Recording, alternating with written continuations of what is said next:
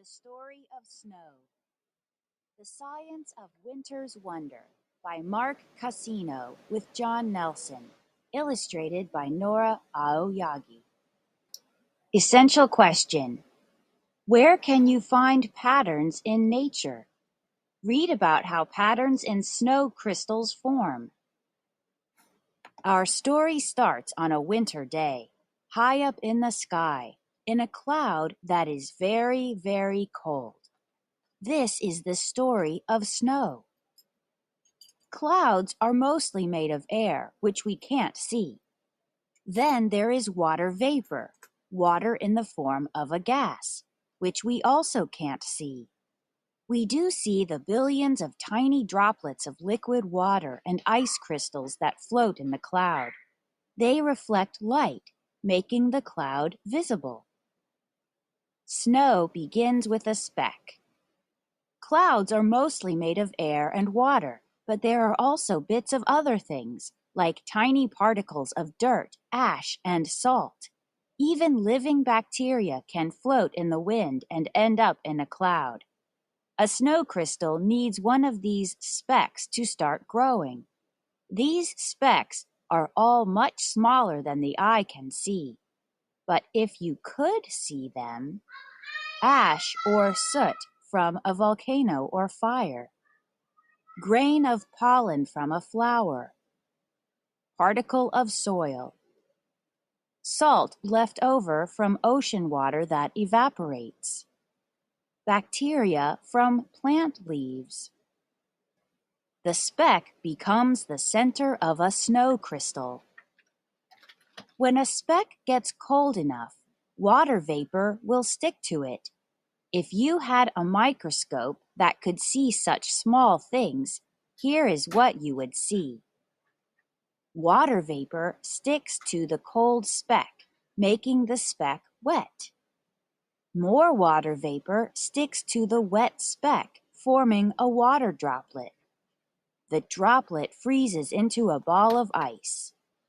More water vapor sticks to the ball of ice, and it grows into a hexagon-shaped ice crystal.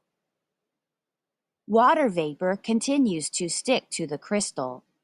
Faster growth on the corners causes 6 branches to sprout. The branches keep growing, sprouting little arms of their own. And a beautiful snow crystal is born. As the snow crystal gets bigger and heavier, it starts to fall to earth. It keeps growing as it falls through its cloud, taking on its own special shape. The shape depends on how wet the cloud is and how cold it is. A snow crystal can start to grow one way, but then grow another way when it passes through a wetter or colder part of its cloud. The crystal stops growing soon after falling below the clouds. Actual size. These photographs of real snow crystals are shown much larger than their actual size. The crystals were collected during many different snowfalls. Snow crystals can be stars.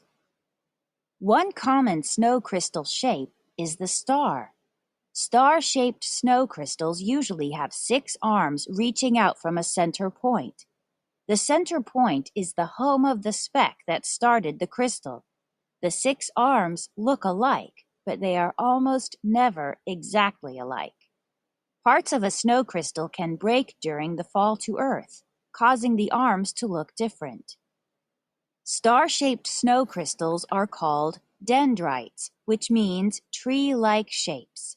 They form when a cloud is full of moisture and when the temperature hovers around 5 degrees Fahrenheit, -15 degrees Celsius. Snow crystals can be plates. Plate crystals are thin like star crystals, but they don't have arms. The simplest kind of plate is a hexagon with 6 straight sides. More complicated plates have points where arms almost grew. This is the simplest kind of plate crystal, a hexagon. Plates form when there's not enough moisture in the cloud for stars to form, and when the temperature conditions are a few degrees warmer or colder than the temperature range that stars require. The points on this plate crystal are the beginnings of arms that were just starting to develop when the crystal fell out of its cloud and stopped growing. Snow crystals can also be columns. Column-shaped snow crystals are shaped like pencils. They're not flat like stars and plates. Columns can form high in the clouds and at very cold temperatures. They are very tiny, and when they fall, they make for very slippery snow. A column has 6 sides. These are the 3 types. Solid column. These are the smallest type of column. Hollow column. These are longer and more common than solid columns. Capped column. The caps on each end of these columns can be plate crystals or star crystals. Actual size. Column crystals are very tiny, usually no longer than half a millimeter. Capped columns like this one develop when a column crystal moves into a part of its cloud where the temperature is right for plates or stars to grow at the ends. The 2 end caps can grow to different sizes, as you can see here. 6 is the magic number for snow crystals. This is because of the nature of water. Water molecules, the smallest units of water, attach themselves into groups of 6, which usually leads to crystals with 6 arms or 6 sides. A perfect star or plate snow crystal has 6-fold symmetry. That means if you divided the crystal into 6 pie wedges, each pie wedge would have the same shape. Water molecules attach to each other in 6-sided rings, like 6 kids holding hands. When many of these hexagonal rings are joined together, a larger hexagonal crystal is formed. So much can happen during a snow crystal's fall to Earth. It is rare that one will turn out perfectly. If a droplet of water passes close to one arm of a snow crystal, that arm can start to grow faster. Before long, that one arm will be a lot longer than the others. A snow crystal can be a twin. A snow crystal can have 12 arms. This is a twin crystal, which happens when 2 crystals start from the original speck and form on top of each other. A snow crystal can have bumps. If there are enough water droplets near the crystal, some can strike the crystal and freeze on contact. This gives the crystal little bumps called rime.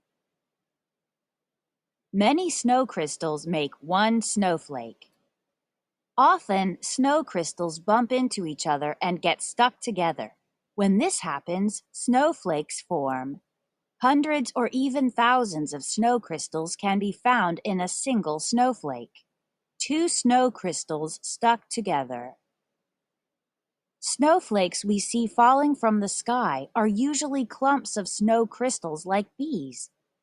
Individual crystals, which are sometimes also called snowflakes, can fall on their own, but they are much smaller and harder to see. Snow crystals can't keep growing after they fall from the clouds, and when a crystal stops growing, it immediately starts to wither. Soon the arms of the crystal break down and the crystal's shape becomes rounded.